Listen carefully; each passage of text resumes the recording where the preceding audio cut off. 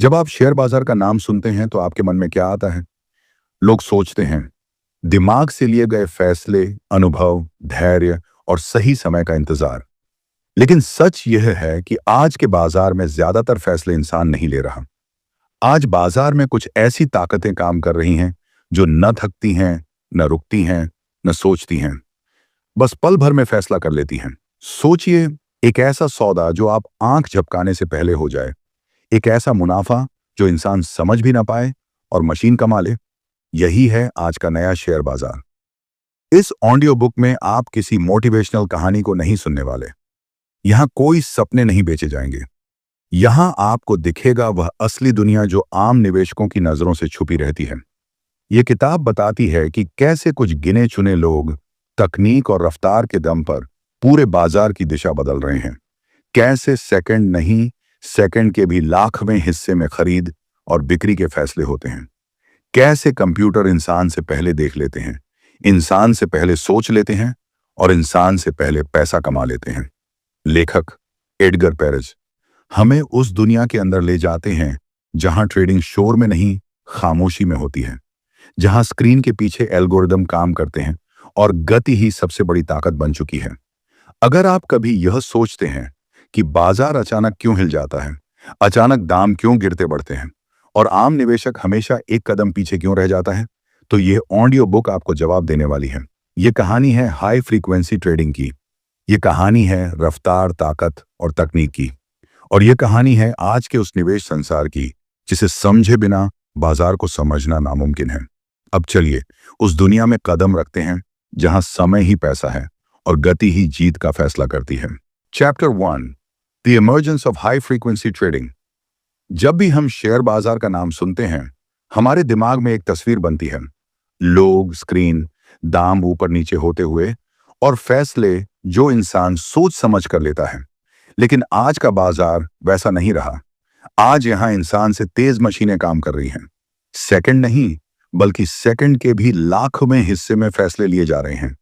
इसी बदले हुए संसार की कहानी है यह किताब, द स्पीड ट्रेडर्स। और आज आप सुन रहे हैं इसका पहला अध्याय।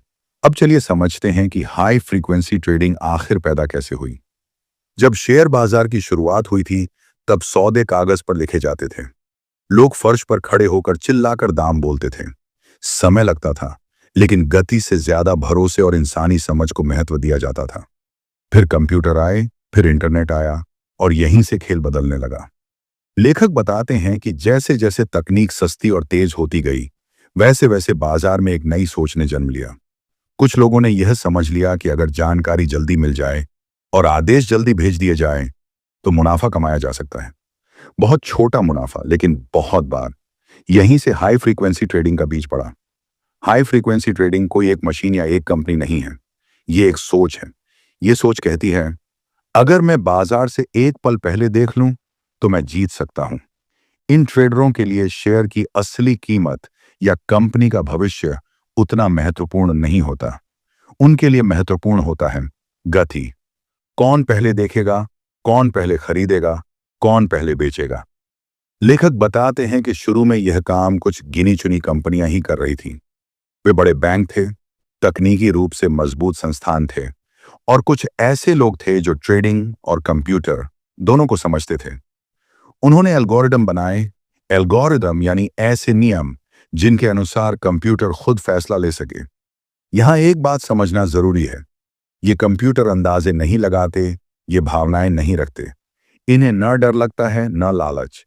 इन्हें बस आदेश दिए जाते हैं, अगर ये हुआ तो ये करो।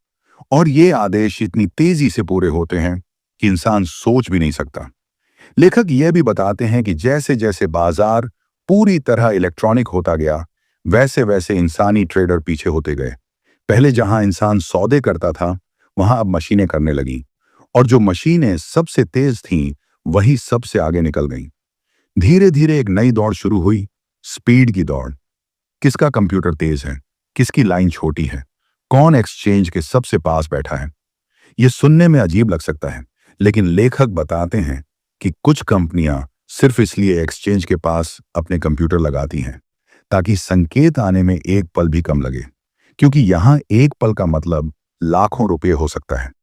अब सवाल उठता है, क्या यह सब अचानक हुआ? नहीं।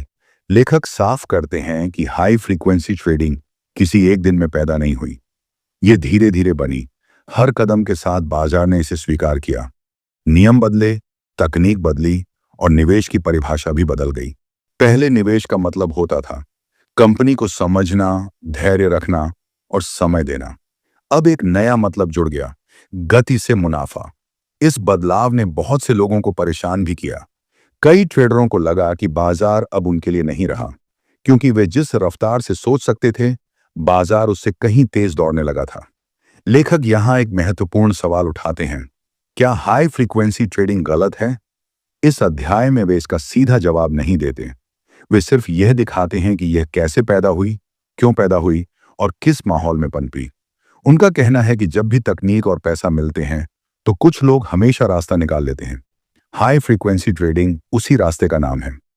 एक और अहम बात लेखक बताते हैं, यह सिर्फ अमीरों का खेल नहीं है, बल्कि समझदारों का खेल है।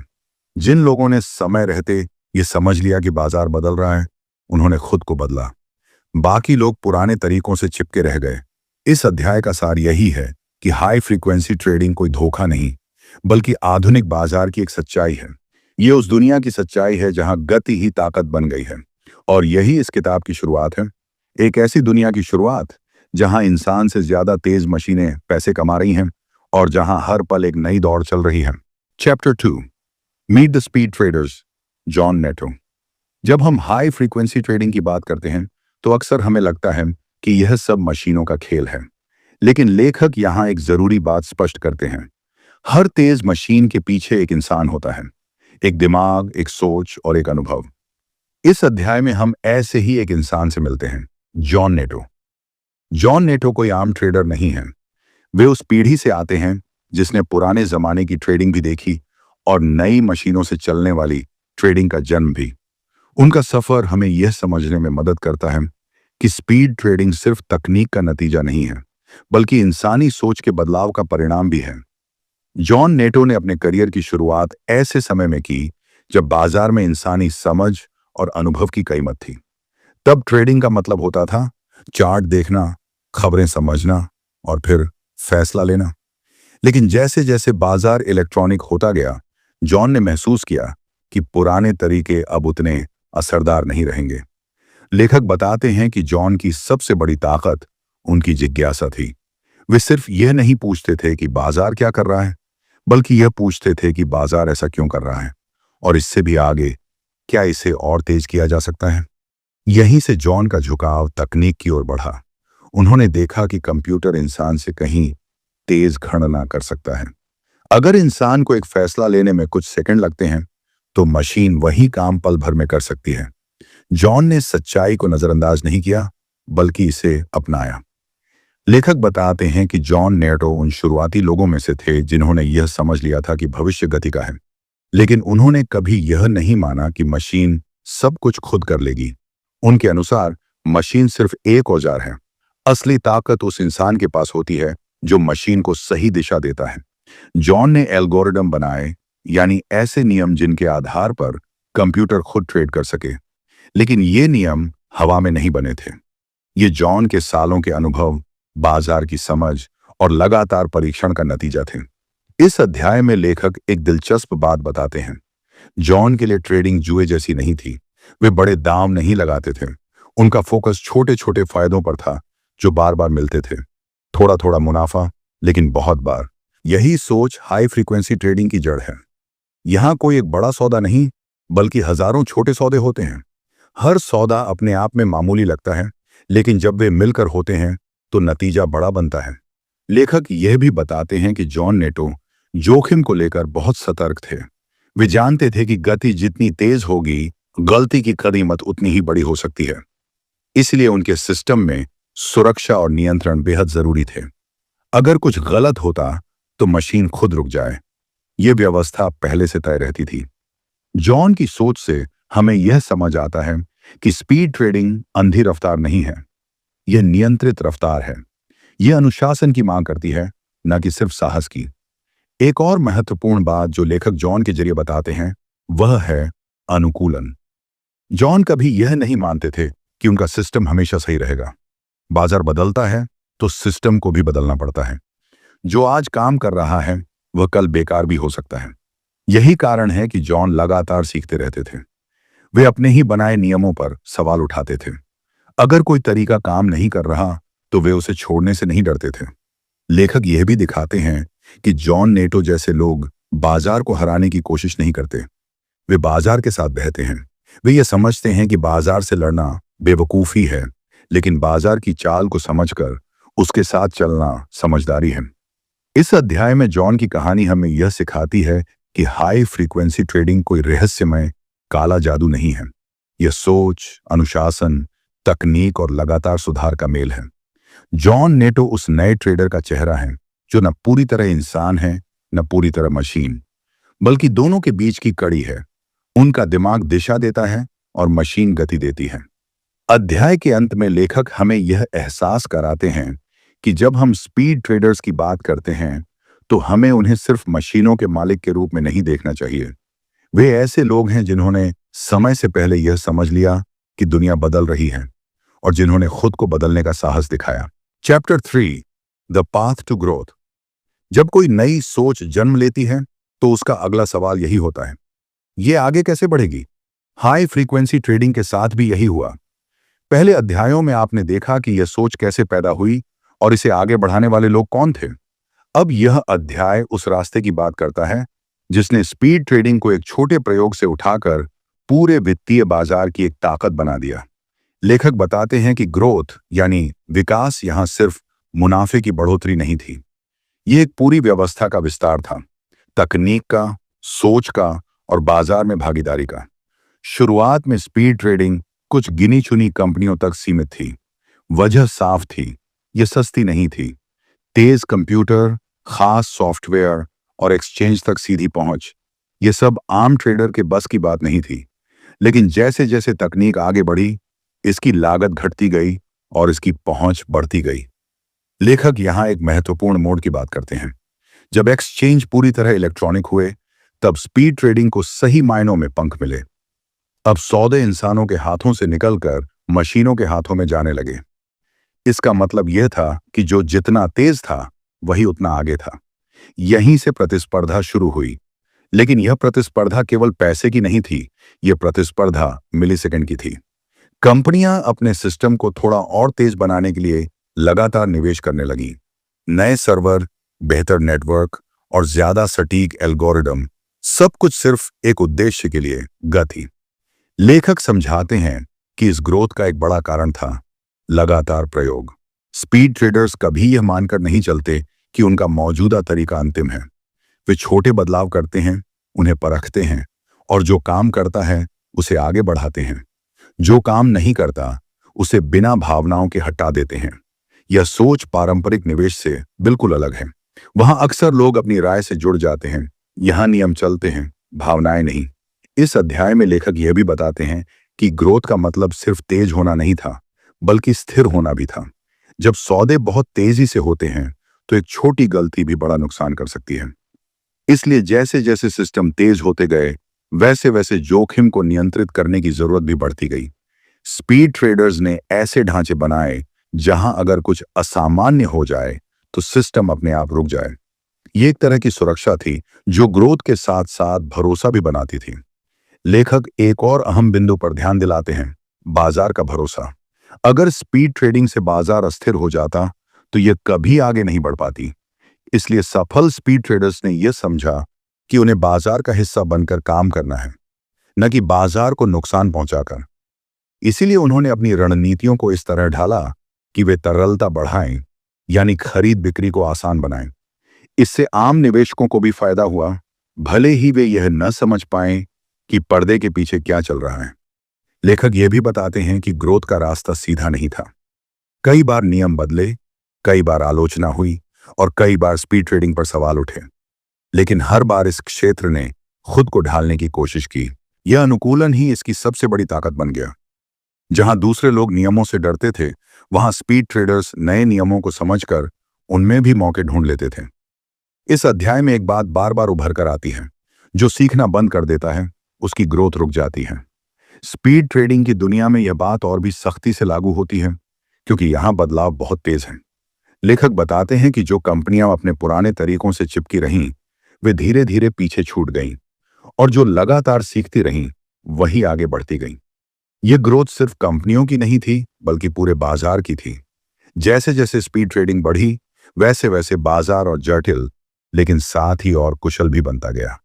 अध्याय के अंत में लेखक ये साफ करते हैं कि स्पीड ट्रेडिंग का विकास कोई संयोग नहीं था। यह एक सोच समझकर चुना गया रास्ता था, ऐसा रास्ता जिसमें जोखिम था, लेकिन उससे भी ज्यादा अवसर। Chapter 4, meet the speed traders, Aaron Lebowitz. जब हम स्पीड ट्रेडिंग की दुनिया को समझने की कोशिश करते हैं, तो यह साफ होता जाता है कि यह सिर्फ तकनीक की कहानी नहीं है, बल्कि उन लोगों की कहानी भी है जिन्होंने इस तकनीक को दिशा दी। इस अध्याय में लेखक हमें एक और ऐसे ही व्यक्ति से मिलवाते हैं, एरन लेबोविट्ज। उनकी कहानी यह समझने में मदद करती है कि हाई फ्रीक्वेंसी ट्रेडिंग कैसे धीरे धीरे एक विचार से एक संगठित व्यवस्था बनी। एरन लेबोविट्ज की पहचान एक ऐसे व्यक्ति के रूप में होती है जो बाजार को भावनाओं से नहीं, बल्कि संरचना और नियमों से देखता है। वे उन ट्रेडरों में से नहीं थे जो सिर्फ दाम ऊपर नीचे देखकर निर्णय लेते हैं। उनके लिए सबसे जरूरी सवाल यह था कि बाजार के अंदर असल में हो क्या रहा है। लेखक बताते हैं कि एरन की पृष्ठभूमि ने उनकी सोच को गहराई दी।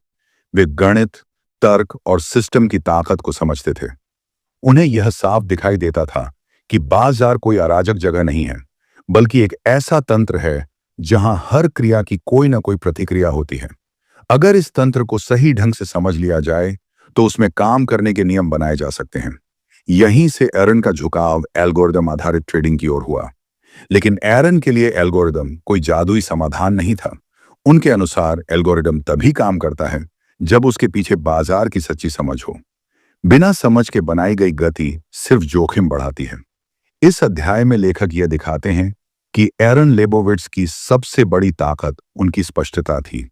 वे जानते थे कि वे क्या करना चाहते हैं और क्या नहीं। वे बाजार में हर मौके का पीछा नहीं करते थे। वे चुनिंदा परिस्थितियों में ही सौदे करते थे, जहां नियम साफ हों और जोखिम मापा जा सके। एरन का मानना था कि स्पीड ट्रेडिंग का असली फायदा तभी है जब उसे सीमाओं में रखा जाए। जितनी तेजी से सौदे होते हैं, उतनी ही तेजी से नुकसान भी हो सकता है। इसलिए उनके सिस्टम में नियंत्रण और अनुशासन सबसे ऊपर था। लेखक बताते हैं कि एरन अपने सिस्टम को लगातार परखते रहते थे। वे कभी यह मानकर नहीं चलते थे कि आज जो काम कर रहा है वही कल भी करेगा। बाजार बदलता है और उसके साथ सिस्टम को भी बदलना पड़ता है। इस बदलाव को स्वीकार करना एरन की सोच का अहम हिस्सा था। इस अध्याय में एक और महत्वपूर्ण पहलू सामने आता है, टीम वर्क। एरन अकेले काम करने वाले ट्रेडर नहीं थे। वे जानते थे कि इस क्षेत्र में आगे बढ़ने के लिए अलग अलग क्षमताओं वाले लोगों की जरूरत होती है। तकनीकी समझ, बाजार की जानकारी और जोखिम प्रबंधन, ये सब मिलकर ही एक मजबूत ढांचा बनाते हैं। लेखक यह भी बताते हैं कि एरन लेबोविट्ज के लिए सफलता का मतलब सिर्फ पैसा कमाना नहीं था। उनके लिए यह भी जरूरी था कि उनका काम बाजार को नुकसान न पहुंचाए। वे यह समझते थे कि अगर स्पीड ट्रेडिंग बाजार की स्थिरता को बिगाड़ेगी, तो उसका भविष्य खुद ही खतरे में पड़ जाएगा। इसलिए उन्होंने अपनी रणनीतियों को इस तरह बनाया कि वे बाजार में तरलता बढ़ाएं, यानी खरीद और बिक्री को आसान बनाएं। इससे आम निवेशकों को भी अप्रत्यक्ष रूप से फायदा होता है, भले ही वे यह न जाने कि पर्दे के पीछे कौन काम कर रहा है। एरन की कहानी यह भी दिखाती है कि स्पीड ट्रेडिंग में अहंकार की कोई जगह नहीं है। यहां अगर कोई तरीका काम नहीं करता, तो उसे तुरंत छोड़ देना ही समझदारी है। एरन इस बात को अच्छी तरह समझते थे और उसी के अनुसार फैसले लेते थे। लेखक एक दिलचस्प तुलना करते हैं। पारंपरिक ट्रेडिंग में लोग अपने विचारों से जुड़ जाते हैं। उन्हें लगता है कि वे सही हैं और बाजार गलत है। लेकिन एरन जैसे स्पीड ट्रेडर्स जानते हैं कि बाजार कभी गलत नहीं होता। अगर नुकसान हो रहा है, तो इसका मतलब है कि सिस्टम में कुछ सुधार की जरूरत है। इस अध्याय में यह भी साफ होता है कि स्पीड ट्रेडिंग कोई स्थिर पेशा नहीं है। यहां हर दिन सीखना पड़ता है। जो आज सफल है, वह कल पीछे रह सकता है। एरन लेबोविट्ज ने इस सच्चाई को स्वीकार किया और इसी वजह से वे लगातार आगे बढ़ते रहे। अध्याय के अंत में लेखक यह दिखाते हैं कि एरन लेबोविट्ज स्पीड ट्रेडिंग की उस सोच का प्रतिनिधित्व करते हैं जहां गति के साथ साथ जिम्मेदारी भी होती है। उनके लिए तेज होना जरूरी था, लेकिन सही होना उससे भी ज्यादा जरूरी था। Chapter 5, high frequency trading goes main stream. शुरुआत में हाई फ्रीक्वेंसी ट्रेडिंग कुछ गिने चुने लोगों और संस्थानों तक सीमित थी। यह एक तरह से पर्दे के पीछे चलने वाला काम था, जिसे आम निवेशक न तो देख पाते थे और न ही समझ पाते थे। लेकिन जैसे जैसे समय बीतता गया, यह सोच और यह तरीका मुख्य धारा में आने लगा। यही बदलाव इस अध्याय का केंद्र है। लेखक बताते हैं कि किसी भी नई तकनीक की तरह हाई फ्रीक्वेंसी ट्रेडिंग को भी पहले शक की नजर से देखा गया। बहुत से लोगों को यह समझ नहीं आता था कि इतनी तेज गति से सौदे कैसे किए जा सकते हैं और क्या इससे बाजार को नुकसान होगा। लेकिन धीरे धीरे इसके फायदे सामने आने लगे और यही कारण बना कि यह तरीका मुख्यधारा का हिस्सा बनता चला गया। जब बड़े वित्तीय संस्थान इस क्षेत्र में उतरे, तब तस्वीर पूरी तरह बदल गई। बैंक, निवेश कंपनियां और बड़े फंड मैनेजर ये समझने लगे कि अगर वे इस बदलाव को न अपनाएं तो पीछे रह जाएंगे। हाई फ्रीक्वेंसी ट्रेडिंग अब किसी छोटे प्रयोग की तरह नहीं रही, बल्कि एक आवश्यक रणनीति बनती चली गई। लेखक समझाते हैं कि मुख्य धारा में आने का सबसे बड़ा कारण था कुशलता। इस तरीके से सौदे तेजी से पूरे होते थे, खरीद और बिक्री के बीच का अंतर कम होता था और बाजार में लेन देन आसान हो जाता था। आम निवेशक को भले ही इसका सीधा एहसास न हो, लेकिन उनके लिए भी सौदे करना सस्ता और तेज हो गया। इस अध्याय में यह भी बताया गया है कि जैसे जैसे हाई फ्रीक्वेंसी ट्रेडिंग फैली, वैसे वैसे इसकी निगरानी की जरूरत भी बढ़ी। नियम बनाने वालों ने महसूस किया कि अगर यह काम पूरी तरह बिना नियंत्रण के चलने दिया गया तो जोखिम बढ़ सकता है। इसलिए नए नियम आए, पारदर्शिता बढ़ी और जवाबदेही की मांग भी बढ़ने लगी। लेखक इस बात पर जोर देते हैं कि मुख्य धारा में आना सिर्फ स्वीकार किए जाने की कहानी नहीं थी, बल्कि संतुलन बनाने की कहानी भी थी। ट्रेडर्स को यह दिखाना पड़ा कि वे सिर्फ मुनाफे के पीछे नहीं भाग रहे, बल्कि बाजार की स्थिरता का भी ध्यान रख रहे हैं। एक दिलचस्प बदलाव यह भी हुआ कि जैसे जैसे हाई फ्रीक्वेंसी ट्रेडिंग आम होती गई, वैसे वैसे इसकी तकनीक भी पहले से ज्यादा मानक बनती चली गई। जो चीजें पहले खास लोगों तक सीमित थीं, वे अब ज्यादा सुलभ होने लगीं। इससे प्रतिस्पर्धा बढ़ी और बाजार और भी तेज हो गया। लेखक बताते हैं कि इस दौर में मीडिया और आम जनता की रुचि भी बढ़ने लगी। अचानक यह सवाल उठने लगे कि आखिर बाजार को चला कौन रहा है, इंसान या मशीन। ये चर्चा कभी कभी डर और भ्रम भी पैदा करती थी, लेकिन इसी चर्चा ने इस विषय को आम लोगों तक पहुंचाया। इस अध्याय में यह भी साफ किया गया है कि हाई फ्रीक्वेंसी ट्रेडिंग के मुख्य धारा में आने से पारंपरिक ट्रेडिंग पूरी तरह खत्म नहीं हुई, बल्कि दोनों साथ साथ चलने लगे। लंबी अवधि के निवेशक अपने तरीके से काम करते रहे और तेज गति वाले ट्रेडर अपने तरीके से। लेखक यह संकेत देते हैं कि बाजार अब एक मिश्रित व्यवस्था बन चुका था, जहां अलग अलग सोच और रणनीतियां एक साथ मौजूद थीं। यही विविधता अब बाजार की ताकत भी बनी। अध्याय के अंत में लेखक यह समझाते हैं कि जब कोई नई तकनीक मुख्य धारा में आ जाती है तो वह सामान्य लगने लगती है। हाई फ्रीक्वेंसी ट्रेडिंग के साथ भी यही हुआ। जो कभी रहस्यमय और डरावनी लगती थी, वह धीरे धीरे बाजार का एक स्वाभाविक हिस्सा बन गई। Chapter 6, meet the speed traders, Peter van Cleef. High frequency trading की दुनिया को समझते हुए अब तक यह साफ हो चुका है कि यहां सफलता सिर्फ तेज मशीनों से नहीं मिलती, बल्कि उन लोगों की सोच से मिलती है जो इन मशीनों को दिशा देते हैं।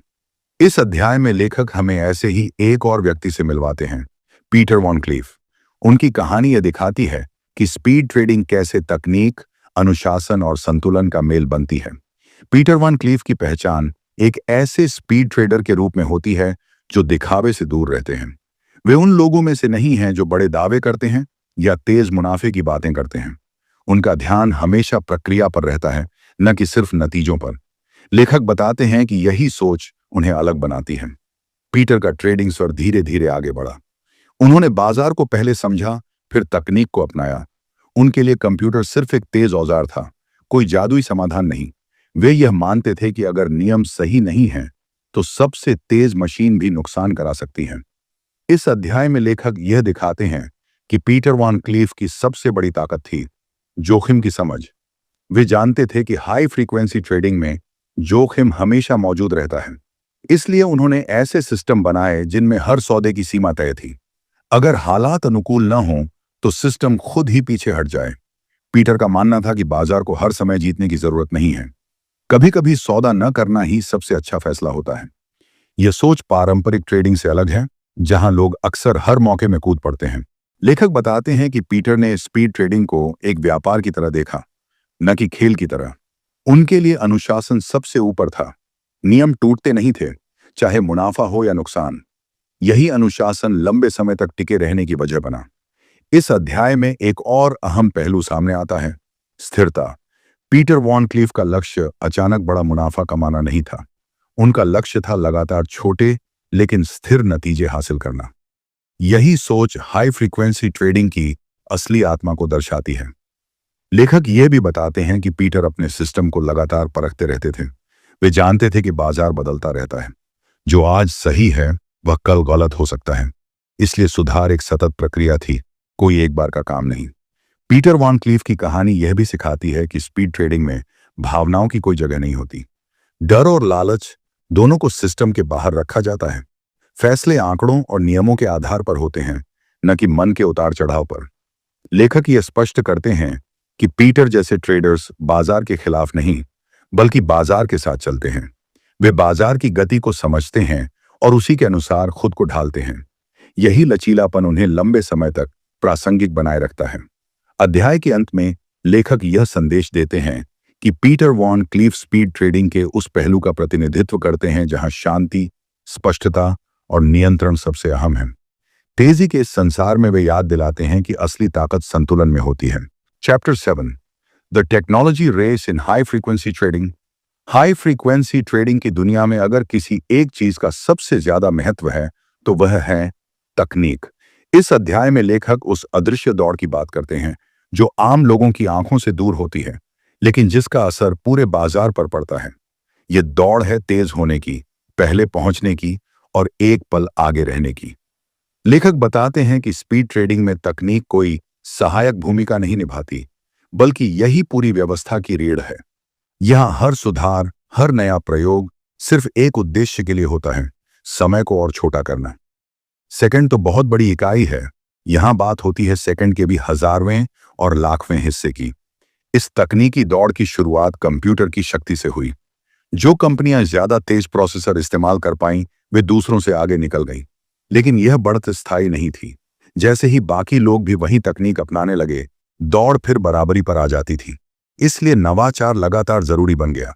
लेखक समझाते हैं कि सिर्फ कंप्यूटर तेज होना ही काफी नहीं था, डेटा का रास्ता भी उतना ही महत्वपूर्ण था। जानकारी एक्सचेंज से ट्रेडर तक कितनी जल्दी पहुंचती है, यह तय करता है कि सौदा फायदे का होगा या नहीं। इसी वजह से नेटवर्क और कनेक्शन इस दौड़ का अहम हिस्सा बन गए। इस अध्याय में यह बताया गया है कि कुछ कंपनियां एक्सचेंज के बिल्कुल पास अपने सिस्टम लगाती हैं। इसका कारण सीधा है, दूरी जितनी कम, संकेत पहुंचने में उतना ही कम समय। बाहर से देखने में यह मामूली लगता है, लेकिन इस दुनिया में यही मामूली फर्क बड़ा लाभ बना देता है। लेखक यह भी बताते हैं कि तकनीक की यह दौड़ सिर्फ हार्डवेयर तक सीमित नहीं है। सॉफ्टवेयर और एल्गोरिदम भी उतने ही अहम हैं। बेहतर नियम, ज्यादा सटीक गणना और तेज प्रतिक्रिया, यह सब मिलकर एक सिस्टम को दूसरों से आगे ले जाता है। लेकिन लेखक यहां एक चेतावनी भी देते हैं। जैसे जैसे सिस्टम तेज होते गए, वैसे वैसे जटिल भी होते गए। जटिलता के साथ जोखिम भी बढ़ता है। अगर किसी कोड में छोटी सी गलती रह जाए तो नुकसान भी उसी गति से फैल सकता है। इसीलिए इस तकनीकी दौड़ में सिर्फ तेज होना काफी नहीं है, सुरक्षित होना भी उतना ही जरूरी है। सफल स्पीड ट्रेडर्स अपने सिस्टम में कई स्तर की जांच और सुरक्षा रखते हैं, ताकि अगर कुछ असामान्य हो तो मशीन खुद रुक सके। लेखक बताते हैं कि यह तकनीकी दौड़ बहुत महंगी भी है। लगातार नए उपकरण, बेहतर नेटवर्क और विशेषज्ञ लोगों की जरूरत, यह सब लागत बढ़ाता है। इसी वजह से हर कोई इस दौड़ में शामिल नहीं हो पाता। यह एक तरह से प्रवेश की बाधा भी बन जाती है। इस अध्याय में यह भी साफ किया गया है कि तकनीक की यह दौड़ कभी खत्म नहीं होती। जैसे ही कोई एक कदम आगे बढ़ता है, बाकी लोग भी उसकी बराबरी करने लगते हैं। जो रुक गया वह पीछे छूट गया। लेखक एक अहम बात पर जोर देते हैं, तकनीक अपने आप में अच्छी या बुरी नहीं होती। सवाल यह है कि उसका इस्तेमाल कैसे किया जा रहा है। अगर तकनीक बाजार को ज्यादा कुशल और स्थिर बनाती है तो वह फायदेमंद है, लेकिन अगर वह अस्थिरता बढ़ाती है तो चिंता की बात बन जाती है। अध्याय के अंत में लेखक यह दिखाते हैं कि हाई फ्रीक्वेंसी ट्रेडिंग की तकनीकी दौड़ ने बाजार को पूरी तरह बदल दिया है। आज बाजार सिर्फ इंसानों का मैदान नहीं रहा, यह मशीनों, कोड और संकेतों का संसार बन चुका है। Chapter 8, meet the speed traders, Adam Afshar. High frequency trading की दुनिया में अब तक आपने जिन लोगों को जाना, वे सभी किसी न किसी रूप में यह दिखाते हैं कि रफ्तार के पीछे सोच कितनी जरूरी है। इस अध्याय में लेखक हमें एक और ऐसे ही व्यक्ति से मिलवाते हैं, आदम अफशार। उनकी कहानी यह समझाने में मदद करती है कि स्पीड ट्रेडिंग सिर्फ तकनीक या गणित का विषय नहीं है, बल्कि निर्णय लेने की स्पष्टता और अनुशासन की भी परीक्षा है। आदम अफशार को लेखक एक ऐसे स्पीड ट्रेडर के रूप में प्रस्तुत करते हैं जिनकी सोच व्यावहारिक है। वे न तो अंधी रफ्तार के समर्थक हैं और न ही बड़े जोखिम लेने के पक्ष में। उनके लिए सबसे अहम सवाल हमेशा यही रहता है, क्या यह सौदा तर्क संगत है? अगर जवाब साफ नहीं है तो चाहे मौका कितना भी आकर्षक क्यों न लगे, वे पीछे हटना बेहतर समझते हैं। लेखक बताते हैं कि आदम की यात्रा इस बात का उदाहरण है कि स्पीड ट्रेडिंग में सफल होने के लिए हर किसी का रास्ता एक जैसा नहीं होता। कुछ लोग तकनीकी पृष्ठभूमि से आते हैं, कुछ गणित से और कुछ बाजार की गहरी समझ से। आदम अफशार की ताकत थी इन सबको संतुलन में रखना। आदम का मानना था कि मशीनें तेज हो सकती हैं, लेकिन उन्हें यह नहीं पता होता कि कब रुकना है। रुकने का फैसला हमेशा इंसान को लेना पड़ता है। इसी वजह से उन्होंने अपने सिस्टम इस तरह बनाए कि मशीनें नियमों के भीतर काम करें और इंसान निगरानी में रहे। इस अध्याय में लेखक यह भी बताते हैं कि आदम अफशार के लिए स्पीड ट्रेडिंग कोई रोमांचक खेल नहीं था। उनके लिए यह एक अनुशासित व्यवसाय था। हर दिन हर सौदे के साथ वे यह देखते थे कि सिस्टम ठीक से काम कर रहा है या नहीं। अगर कहीं भी असंतुलन दिखता तो वे तुरंत सुधार करते। आदम का एक साफ सिद्धांत था, अगर आप जोखिम को समझ नहीं पा रहे तो आप सौदे के लिए तैयार नहीं हैं। इस सोच ने उन्हें कई बार संभावित नुकसान से बचाया। हाई फ्रीक्वेंसी ट्रेडिंग में जहां फैसले पल भर में होते हैं, वहां यह समझ बहुत अहम हो जाती है। लेखक बताते हैं कि आदम अफशार अपने सिस्टम को जरूरत से ज्यादा जटिल नहीं बनाते थे। उनका मानना था कि जटिलता अक्सर गलतियों को जन्म देती है। जितना सरल नियम होगा, उतना ही उसे समझना और सुधारना आसान होगा। यह सोच उन्हें कई दूसरे स्पीड ट्रेडर्स से अलग बनाती है। इस अध्याय में यह भी सामने आता है कि आदम टीम के महत्व को अच्छी तरह समझते थे। वे जानते थे कि अकेला इंसान इस तेज और बदलती दुनिया में टिक नहीं सकता। इसलिए उन्होंने ऐसे लोगों के साथ काम किया जो तकनीक, जोखिम और बाजार तीनों को समझते थे। लेखक यह भी बताते हैं कि आदम अफशार के लिए सीखना कभी खत्म नहीं हुआ। वे यह मानकर नहीं चलते थे कि उन्होंने सब कुछ जान लिया है। बाजार हर दिन कुछ नया सिखाता है और जो सीखना बंद कर देता है वह पीछे रह जाता है। आदम की कहानी यह भी दिखाती है कि स्पीड ट्रेडिंग में अहंकार सबसे बड़ा दुश्मन है। अगर सिस्टम काम नहीं कर रहा तो उसे बदलना जरूरी है, न कि उसे सही साबित करने की कोशिश करना। आदम इस सच्चाई को स्वीकार करते थे और उसी अनुसार फैसले लेते थे। लेखक यहां यह भी स्पष्ट करते हैं कि आदम अफशार जैसे ट्रेडर्स बाजार को नियंत्रित करने की कोशिश नहीं करते। वे बाजार की चाल को समझते हैं और उसी के अनुसार खुद को ढालते हैं। यही लचीलापन उन्हें लंबे समय तक टिके रहने में मदद करता है। अध्याय के अंत में लेखक यह संदेश देते हैं कि आदम अफशार स्पीड ट्रेडिंग के उस पक्ष का प्रतिनिधित्व करते हैं जहां संतुलन, सादगी और अनुशासन सबसे अहम है।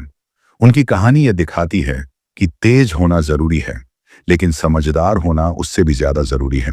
Chapter 9, the real story behind the flash crash. High frequency trading की चर्चा जब भी होती है तो एक घटना बार बार सामने आती है, फ्लैश क्रैश। इस अध्याय में लेखक इसी घटना की परतें खोलते हैं और यह समझाने की कोशिश करते हैं कि असल में उस दिन हुआ क्या था और क्यों इस घटना ने पूरी दुनिया का ध्यान तेज रफ्तार ट्रेडिंग की ओर खींच लिया। लेखक बताते हैं कि फ्लैश क्रैश कोई सामान्य बाजार गिरावट नहीं थी। यह अचानक आया, अचानक गया और अपने पीछे डर, भ्रम और सवाल छोड़ गया। कुछ ही मिनटों में बाजार ने इतनी बड़ी गिरावट देखी जैसी आम तौर पर लंबे समय में होती है। निवेशक हैरान थे, विशेषज्ञ उलझन में थे और आम लोगों के मन में एक ही सवाल था, क्या मशीनों ने बाजार को तोड़ दिया?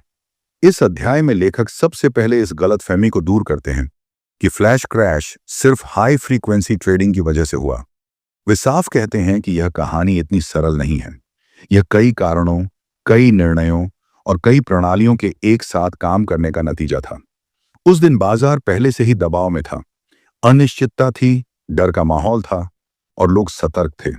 ऐसे माहौल में जब कुछ बड़े सौदे तेजी से किए गए तो बाजार की सामान्य संतुलन प्रक्रिया बिगड़ने लगी। मशीनें वही कर रही थीं जो उन्हें करने के लिए कहा गया था, लेकिन हालात असामान्य थे। लेखक समझाते हैं कि हाई फ्रीक्वेंसी सिस्टम भावनाओं को नहीं समझते, वे संदर्भ नहीं समझते, वे सिर्फ आंकड़े देखते हैं और नियमों के अनुसार काम करते हैं।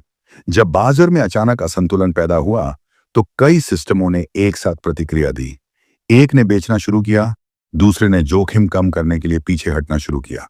यह एक तरह की श्रृंखला प्रतिक्रिया बन गई। यहां लेखक एक महत्वपूर्ण बात पर जोर देते हैं। फ्लैश क्रैश यह नहीं दिखाता कि मशीनें खतरनाक हैं, बल्कि यह दिखाता है कि जटिल प्रणालियां जब एक साथ काम करती हैं तो उनका व्यवहार अनुमान से बाहर जा सकता है, खासकर तब जब इंसान उस गति को समझ नहीं पा रहा हो। इस अध्याय में यह भी बताया गया है कि उस समय नियम और निगरानी उतनी विकसित नहीं थी जितनी बाद में हुई। बाजार की संरचना तेजी से बदल रही थी, लेकिन सुरक्षा और नियंत्रण उसी गति से आगे नहीं बढ़ पाए थे। फ्लैश क्रैश ने इस कमी को उजागर कर दिया। लेखक बताते हैं कि इस घटना के बाद यह सवाल जोर पकड़ने लगा, क्या बाजार बहुत तेज हो गया है? क्या इंसान अब बाजार को समझने और नियंत्रित करने की स्थिति में है? इन सवालों ने नियामकों, एक्सचेंजों और ट्रेडर्स को गंभीरता से सोचने पर मजबूर किया। लेकिन लेखक यह भी साफ करते हैं कि फ्लैश क्रैश के बाद जो बदलाव आए उन्होंने बाजार को और मजबूत बनाया। नई सुरक्षा व्यवस्थाएं आईं, आपातकालीन रोक लगाने की प्रणालियां बनी और पारदर्शिता बढ़ी। यह घटना एक चेतावनी थी, लेकिन साथ ही एक सीख भी। इस अध्याय में लेखक मीडिया की भूमिका पर भी रोशनी डालते हैं। कैसे शुरुआती रिपोर्टों ने डर को बढ़ाया और कैसे बाद में गहराई से जांच करने पर असली तस्वीर सामने आई। फ्लैश क्रैश को अक्सर एक डरावनी कहानी की तरह पेश किया गया, लेकिन वास्तविकता उससे कहीं ज्यादा जटिल थी। लेखक का संदेश स्पष्ट है, फ्लैश क्रैश को समझने के लिए हमें किसी एक को दोषी ठहराने के बजाय पूरी व्यवस्था को समझना होगा। बाजार अब एक ऐसी मशीन बन चुका है जिसमें इंसान और तकनीक दोनों जुड़े हुए हैं। अगर एक हिस्से में गड़बड़ी होती है तो उसका असर पूरे सिस्टम पर पड़ता है। अध्याय के अंत में लेखक ये दिखाते हैं कि flash crash high frequency trading के अंत की कहानी नहीं थी, बल्कि उसके परिपक्व होने की शुरुआत थी। इस घटना ने यह साफ कर दिया कि गति के साथ जिम्मेदारी और नियंत्रण भी उतना ही जरूरी है। Chapter 10, meet the speed traders, Stuart Theakston. High frequency trading की दुनिया को समझते हुए अब तक यह बात साफ हो चुकी है कि यहां सिर्फ तेज मशीनें नहीं चलती, बल्कि तेज और अनुशासित दिमाग काम करते हैं। इस अध्याय में लेखक हमें ऐसे ही एक व्यक्ति से मिलवाते हैं, स्टुअर्ट थिएक्सटन। उनकी कहानी यह दिखाती है कि स्पीड ट्रेडिंग कैसे अनुभव, संयम और गहरी बाजार समझ का परिणाम होती है। स्टुअर्ट थिएक्सटन उन ट्रेडरों में से हैं जिन्होंने बाजार के कई दौर देखे हैं। उन्होंने उतार भी देखा है और चढ़ाव भी। यही अनुभव उनकी सोच को संतुलित बनाता है। लेखक बताते हैं कि स्टुअर्ट के लिए ट्रेडिंग कभी जल्दबाजी का काम नहीं रही। भले ही सौदे तेज हों, लेकिन उनके पीछे की सोच हमेशा शांत और स्थिर रहती है। स्टुअर्ट का मानना था कि हाई फ्रीक्वेंसी ट्रेडिंग में सबसे बड़ा खतरा अहंकार है। अगर कोई यह मान ले कि उसका सिस्टम बाजार से ज्यादा समझदार है, तो वही उसकी सबसे बड़ी गलती बन जाती है। इसलिए वे अपने हर सिस्टम को अस्थायी मानते थे, ऐसा कुछ जिसे लगातार परखना और सुधारना जरूरी है। इस अध्याय में लेखक ये भी दिखाते हैं कि स्टुअर्ट थिएक्सटन ने तकनीक को कभी उद्देश्य नहीं बनाया। उनके लिए तकनीक सिर्फ एक साधन थी। असली उद्देश्य था बाजार को समझना और उसमें अनुशासन के साथ भाग लेना। यही कारण है कि वे हर नई तकनीक को आंख बंद करके नहीं अपनाते थे, बल्कि पहले उसकी उपयोगिता परखते थे। लेखक बताते हैं कि स्टुअर्ट का ट्रेडिंग दर्शन बहुत स्पष्ट था। वे यह मानते थे कि हर समय बाजार में मौजूद रहना जरूरी नहीं है। कभी कभी पीछे हटना, सिस्टम को रोकना और हालात को देखने का समय देना, यही समझदारी होती है। यह सोच उन्हें कई बड़े नुकसानों से बचाती रही। इस अध्याय में एक और महत्वपूर्ण पहलू सामने आता है, जोखिम की जिम्मेदारी। स्टुअर्ट यह अच्छी तरह जानते थे कि उनकी गतिविधियों का असर सिर्फ उन पर नहीं बल्कि पूरे बाजार पर पड़ सकता है। इसलिए वे जोखिम को सीमाओं में रखते थे और कभी भी नियंत्रण से बाहर नहीं जाने देते थे। लेखक यह भी बताते हैं कि स्टुअर्ट थिक्सटन के लिए टीम और संस्कृति बहुत मायने रखती थी। वे ऐसे माहौल में काम करना पसंद करते थे जहां सवाल पूछना, गलती स्वीकार करना और सुधार करना सामान्य बात हो। इस खुलेपन ने उनके सिस्टम को मजबूत बनाया। स्टुअर्ट की कहानी यह भी सिखाती है कि स्पीड ट्रेडिंग में भावनाओं का प्रबंधन उतना ही जरूरी है जितना तकनीक का। भले ही फैसले मशीन लेती हों, लेकिन मशीन को बनाने और संभालने वाला इंसान होता है। अगर इंसान असंतुलित है तो सिस्टम भी असंतुलित हो सकता है। लेखक बताते हैं कि स्टुअर्ट थिक्सटन बाजार को जीतने की जगह उससे सीखने में विश्वास रखते थे। हर दिन, हर बदलाव उनके लिए एक संकेत था, कुछ नया समझने का, कुछ सुधारने का। यही सीखने की प्रवृत्ति उन्हें लंबे समय तक प्रासंगिक बनाए रखती है। अध्याय के अंत में लेखक ये स्पष्ट करते हैं कि स्टुअर्ट थिक्सटन स्पीड ट्रेडिंग के उस पक्ष का प्रतिनिधित्व करते हैं जहां रफ्तार के साथ परिपक्वता भी जरूरी है। तेज होना मायने रखता है, लेकिन टिके रहना उससे भी ज्यादा मायने रखता है। Chapter 11, life after the flash crash. Flash crash के बाद बाजार वही नहीं रहा जो पहले था। कुछ ही मिनटों की उस उथल पुथल ने यह साफ कर दिया कि तेज होती दुनिया में छोटी सी चूक भी बड़े असर पैदा कर सकती है। इस अध्याय में लेखक बताते हैं कि फ्लैश क्रैश किसी अंत की कहानी नहीं था, बल्कि एक नए दौर की शुरुआत थी। ऐसे दौर की जहां गति के साथ जिम्मेदारी और समझ भी उतनी ही जरूरी हो गई। लेखक सबसे पहले यह स्पष्ट करते हैं कि फ्लैश क्रैश के तुरंत बाद डर का माहौल बन गया था। निवेशक घबराए हुए थे, मीडिया में सवाल उठ रहे थे और नियम बनाने वाले दबाव में थे। हर कोई जानना चाहता था कि गलती किसकी थी। लेकिन जैसे जैसे समय बीता, ये समझ आया कि किसी एक व्यक्ति या तकनीक को दोषी ठहराना सही नहीं होगा। समस्या पूरी व्यवस्था की जटिलता में छिपी थी। इस अध्याय में बताया गया है कि फ्लैश क्रैश के बाद सबसे बड़ा बदलाव सोच में आया। पहले गति को ही सबसे बड़ी ताकत माना जाता था। अब यह समझ बनने लगी कि गति अगर नियंत्रण के बिना हो तो वही ताकत खतरा बन सकती है। इसलिए प्राथमिकता बदली। तेज होने के साथ साथ सुरक्षित और स्थिर होने पर जोर दिया जाने लगा। लेखक बताते हैं कि एक्सचेंजों और नियामकों ने मिलकर कई नए सुरक्षा उपाय लागू किए।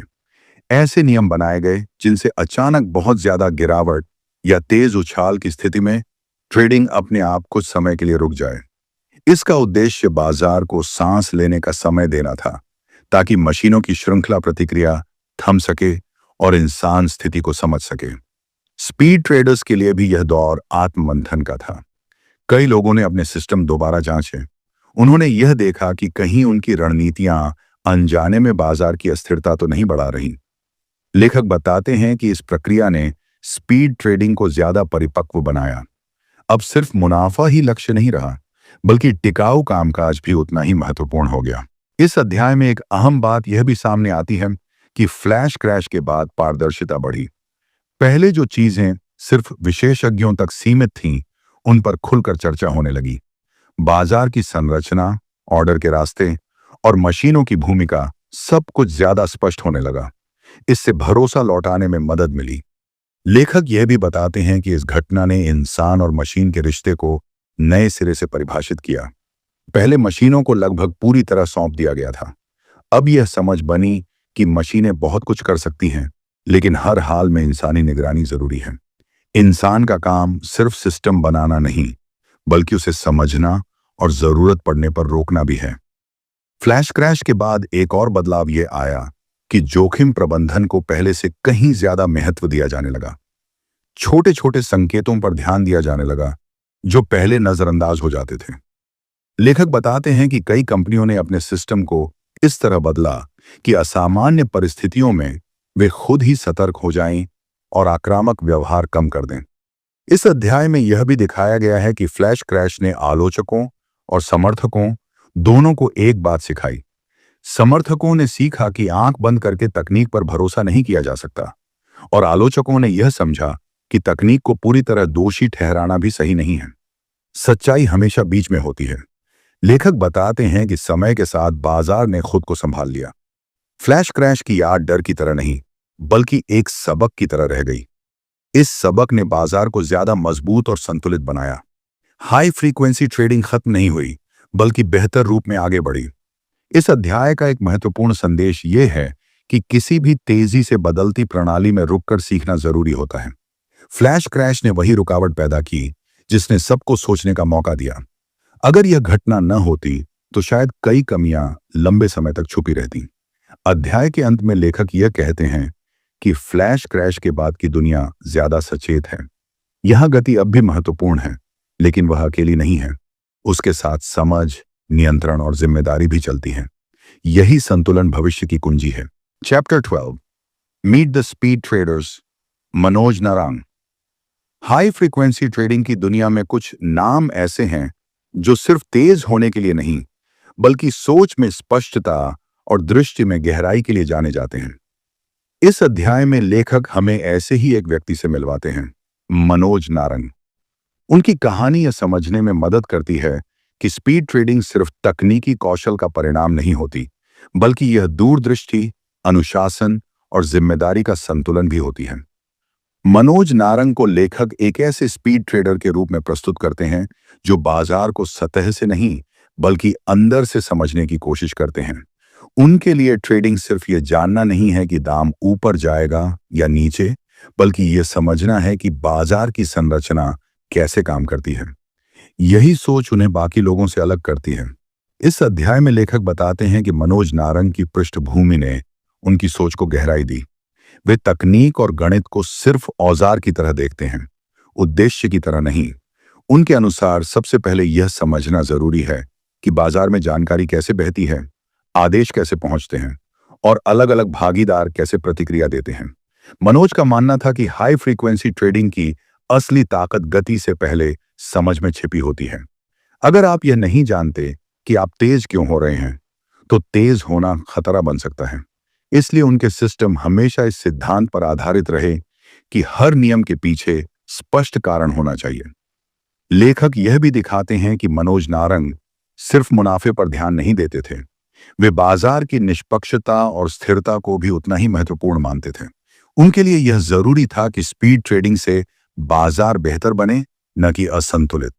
इसी सोच ने उन्हें बाजार संरचना और नियमों पर खुलकर बोलने वाला व्यक्ति बनाया। इस अध्याय में एक अहम पहलू सामने आता है, जिम्मेदारी। मनोज यह अच्छी तरह समझते थे कि उनकी बनाई प्रणालियां सिर्फ उनकी कंपनी को ही नहीं, बल्कि पूरे बाजार को प्रभावित कर सकती हैं। इसीलिए वे यह मानते थे कि स्पीड ट्रेडर्स को सिर्फ तकनीकी नहीं, बल्कि नैतिक रूप से भी सतर्क रहना चाहिए। लेखक बताते हैं कि मनोज नारंग अक्सर यह सवाल उठाते थे कि क्या मौजूदा बाजार संरचना सभी के लिए समान अवसर देती है या नहीं। उनका मानना था कि अगर बाजार बहुत ज्यादा जटिल और अपारदर्शी हो जाएगा तो भरोसा कमजोर पड़ सकता है। इसलिए वे पारदर्शिता और स्पष्ट नियमों के समर्थक थे। इस अध्याय में यह भी दिखाया गया है कि मनोज नारंग के लिए सीखना और सवाल पूछना कभी खत्म नहीं हुआ। वे अपनी ही रणनीतियों पर सवाल उठाते थे। अगर कोई तरीका काम कर रहा हो, तब भी वे यह जानने की कोशिश करते थे कि वह क्यों काम कर रहा है और कब काम करना बंद कर सकता है। मनोज का ट्रेडिंग दर्शन बहुत संतुलित था। वे ये मानते थे कि हर समय बाजार में मौजूद रहना जरूरी नहीं है। कभी कभी सबसे सही फैसला होता है कुछ न करना। यह सोच हाई फ्रीक्वेंसी ट्रेडिंग जैसी तेज दुनिया में असामान्य लग सकती है, लेकिन यही सोच उन्हें स्थिर बनाए रखती थी। लेखक यह भी बताते हैं कि मनोज नारंग तकनीक की दौड़ में अंधे होकर भागने के पक्ष में नहीं थे। वे यह समझते थे कि हर नया तकनीकी सुधार लाभ नहीं देता। अगर वह जोखिम बढ़ा रहा है या बाजार की स्थिरता को नुकसान पहुंचा रहा है, तो उससे दूर रहना ही समझदारी है। इस अध्याय में मनोज नारंग की भूमिका एक ऐसे व्यक्ति की तरह उभरती है जो सिर्फ स्पीड ट्रेडर नहीं, बल्कि एक विचारक भी हैं। वे यह मानते हैं कि अगर हाई फ्रीक्वेंसी ट्रेडिंग को लंबे समय तक टिकना है, तो उसे सिर्फ तेज ही नहीं, बल्कि समझदार भी बनना होगा। अध्याय के अंत में लेखक ये स्पष्ट करते हैं कि मनोज नारंग स्पीड ट्रेडिंग के उस पक्ष का प्रतिनिधित्व करते हैं जहां लाभ और जिम्मेदारी साथ साथ चलते हैं। उनकी कहानी यह दिखाती है कि बाजार में असली सफलता सिर्फ पैसा कमाने में नहीं, बल्कि भरोसा बनाए रखने में भी होती है। Chapter 13, the future of high frequency trading. जब किसी भी नई सोच या तकनीक की बात होती है, तो सबसे बड़ा सवाल यही होता है, आगे क्या? हाई फ्रीक्वेंसी ट्रेडिंग ने बाजार को जिस तरह बदला है, उसके बाद यह सवाल और भी महत्वपूर्ण हो जाता है। इस अध्याय में लेखक भविष्य की ओर देखते हैं और यह समझाने की कोशिश करते हैं कि तेज होती इस दुनिया का अगला कदम क्या हो सकता है। लेखक सबसे पहले यह स्पष्ट करते हैं कि हाई फ्रीक्वेंसी ट्रेडिंग अब कोई नया या अस्थायी प्रयोग नहीं रही।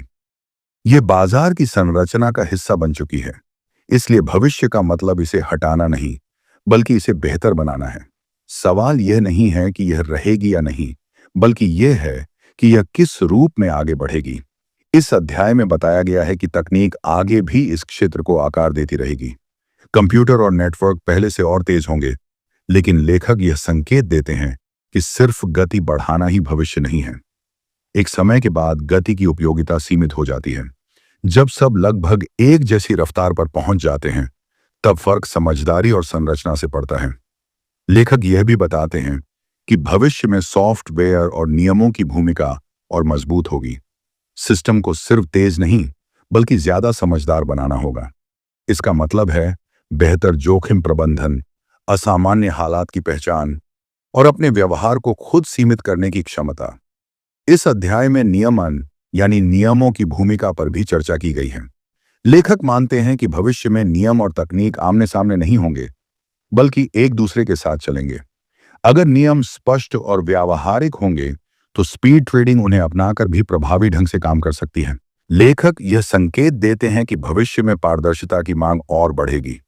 बाजार के भागीदार और आम निवेशक यह जानना चाहेंगे कि सौदे कैसे हो रहे हैं और किस तरह की प्रणालियां काम कर रही हैं। यह दबाव स्पीड ट्रेडिंग को ज्यादा जवाबदेह बनाएगा। इस अध्याय में यह भी बताया गया है कि जैसे जैसे बाजार और जटिल होंगे, वैसे वैसे इंसानी निगरानी का महत्व भी बढ़ेगा। मशीनें बहुत कुछ कर सकती हैं, लेकिन हर स्थिति को पूरी तरह समझ नहीं सकती। भविष्य की व्यवस्था में इंसान और मशीन के बीच बेहतर संतुलन जरूरी होगा। लेखक एक और अहम बिंदु पर ध्यान दिलाते हैं, प्रतिस्पर्धा।